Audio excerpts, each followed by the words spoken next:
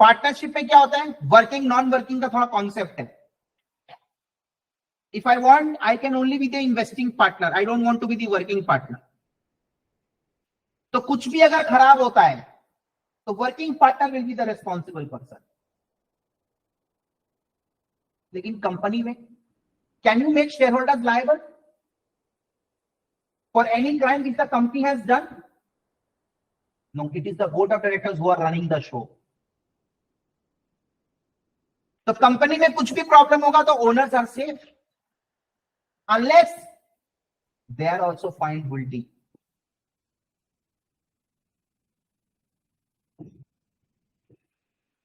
तो जहां पे कॉम्प्लेक्स स्ट्रक्चर है, कॉम्प्लेक्स स्ट्रक्चर क्या, पैसा कोई और लगाना, चला कोई और रहा है, तो वहां पे कंपनी लॉ भी होना चाहिए.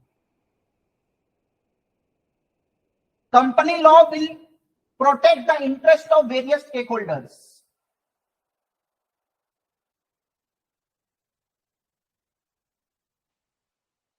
It will ensure protection of lenders. It will ensure protection of creditors. Company कुछ भी चाहे अपना मन से नहीं कर सकता. प्रोप्राइटर, हमारी मदर आती है, कैश बॉक्स खोलती है, 20,000 रुपए निकालती है, लेके चली जाती है.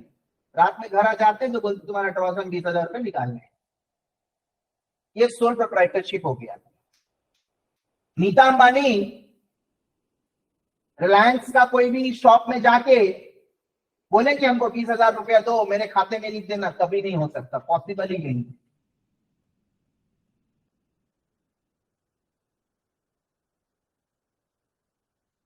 सोल प्रोप्राइटरशिप में कोई कानून नहीं हो रहा, बिकॉज सारा चीज में ही है.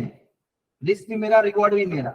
कंपनी में पैसा कोई और लगाया, चला कोई और रहा है, तो एक गवर्नमेंट एक कानून बनाया, कंपनी लॉ.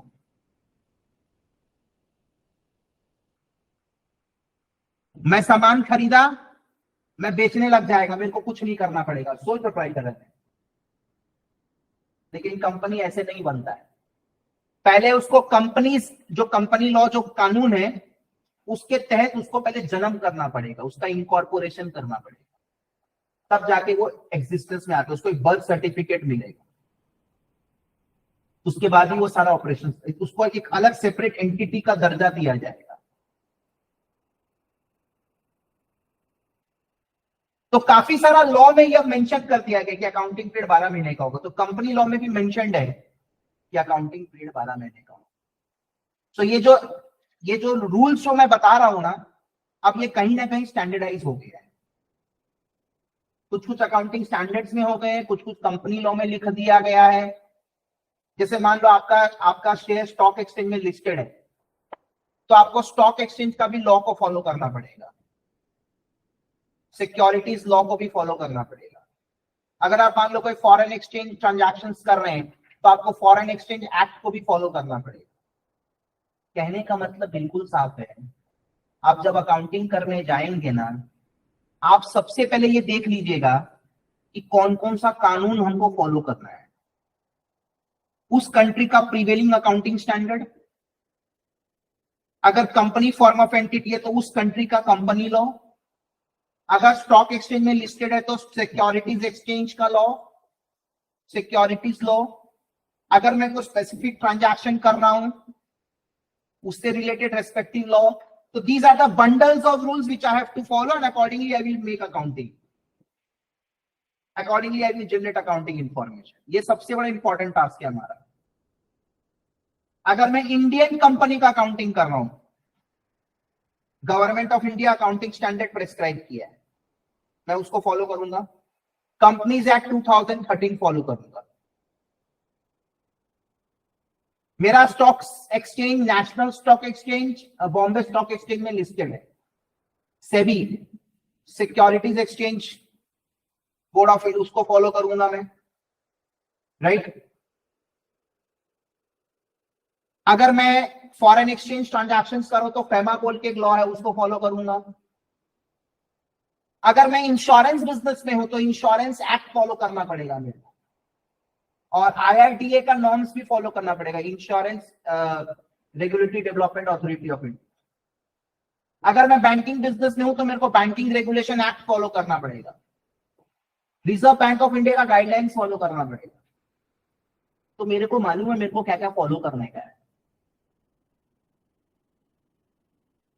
हालांकि आप लोगों का उतना ज्यादा डिटेल डिस्कशन में नहीं है, बट जब आप प्रैक्टिकल फील्ड में काम करने जाएंगे ना, तब आप ये नहीं बोल सकते ये तो मेरा करिकुलम में नहीं था, हमको मालूम नहीं है।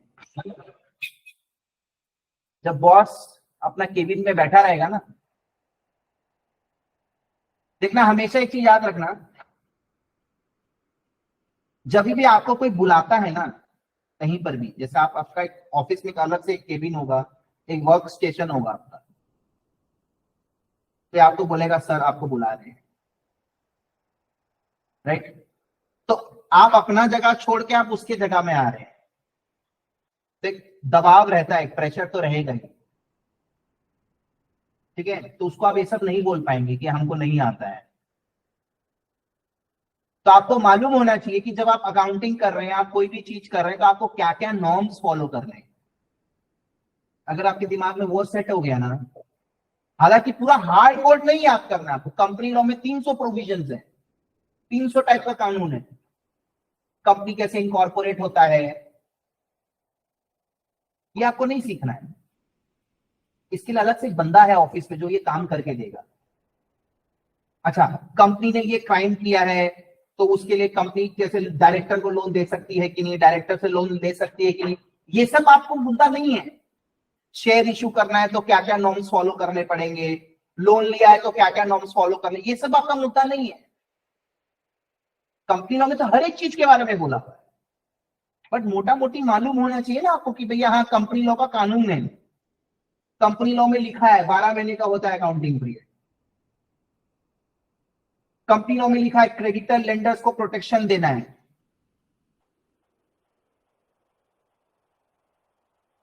तो ये सब आपको मालूम होना चाहिए।